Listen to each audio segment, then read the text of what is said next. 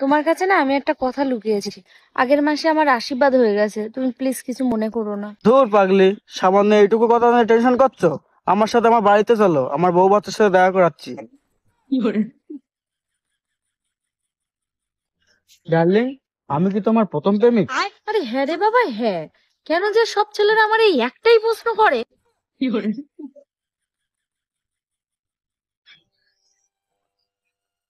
এ সুজয়, কি হয়েছে তোর আজকে মন খারাপ কেন?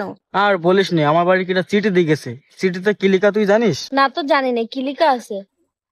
আরে লিখেছে কি, আমার বউর পিছনে ঘোরা বাদ দে, আর যদি কোনদিন ঘুরতি দেখি একদম ডাইরেক্ট গুলি করে মেরে দেবো। তাও তো টেনশন করছিস কেন? ওর বোর পিছনে ঘোরা বন্ধ করে দে, তাহলে তো ঝামেলা মিটে যায়। আরে টেনশন ওটা না, চিঠির পাশে কোনো নামই লেখা নেই, তা আমি আন্দাজে কোনটার বাদ দেবো। তোর তো দেখছি আমার এক্সের থেকেও চরিত্র খারাপ। শালা মুখ চোখ তো কত মারাই ভালো।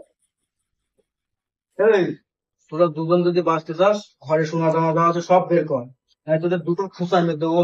আল্লাহ, তুমি ওর জাতি দাও, তোমার টাকা পয়সা সোনা গয়না যা লাগবে সব আমি দেবো, শুধু ওর জাতি দাও। এই, এর জন্য দেবো কেন? তোর কি বউর প্রতি ভালোবাসা উতলি হচ্ছে? দাদা, এ তো আমার বউ না, এই পাশের বাড়ির বৌদি।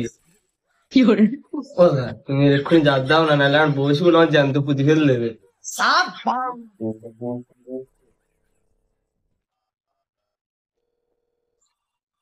উঠাই না। হ্যাঁ শোনা, বলো। বলছিলাম শোনা, রাতের বেলা তোমাদের বাড়ির সামনে গিয়ে একটু হর্ন বাজাবো, তুমি একটু বাইরে এসো তো। ও মা, তুমি গাড়ি কিনলে কবে? না না, শুধু একটা হর্ন কিনেছি। শালা রাখ, ফোন রাখ। এই সুজয়, আমার না বিয়ে ঠিক হয়ে গেছে, তুমি আর আমার সাথে কথা বলতে এসো না। এই শোনো, এই, আমার নাম তো সুজয় না, আমার নাম তো অজয়। ঠিক আছে অজয়, তাহলে তুমিও আমার সাথে কথা বলতে এসো না, আমার ভুলে যেও।